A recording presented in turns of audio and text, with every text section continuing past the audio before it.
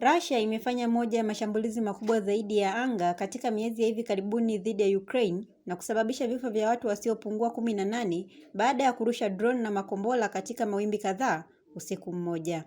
Maofisa wa Ukraine wamesema watu 9 waliuawa katika mji na bandari wa Odessa kusini mwa nchi, 5 wakiwa katika mji wa Dnipro katikati na wengine 4 akiwemo mtoto katika mji mkuu wa Kyiv.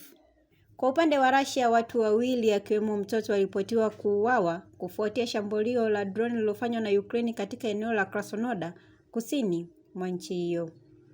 Mashambulizi hayo yanakuja muda mfupi baada ya kusitishwa kwa mapigano kwa muda wakati wa sikukuu ya Orthodox Easter yani Pasaka, ingawa pande zote zinashutumiana kwa kukiuka makubaliano hayo mara kadhaa.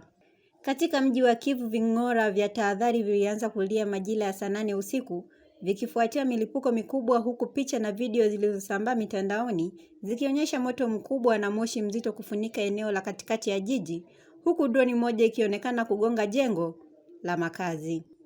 Meya wa Kyiv Vitali Klitschko amesema mtoto wa miaka 12 ni miongoni mwa waliopoteza maisha, huku watu wengine 45 wakijeruhiwa, na waokoaji waliwatoa mama na mtoto kutoka kwenye kifusi cha jengo la ghorofa ya 16 lililoporomoka. Jeshi la anga la Ukraine limedai Russia ilirusha droni 659 pamoja na makombora 44 ya cruise na ballistic ndani ya saa 24 zilizopita, ambapo droni 636 na makombora 31 yalidunguliwa, lakini maeneo 26 yalipigwa moja kwa moja. Rais wa Ukraine Volodymyr Zelensky amelishutumu shambulio hilo na kusema limeonyesha umuhimu wa kuendelea na vikwazo dhidi ya Russia, huku akisisitiza haja ya kulinda maisha na kusukuma mbele juhudi za amani licha ya vita kuendelea mwaka wa 5.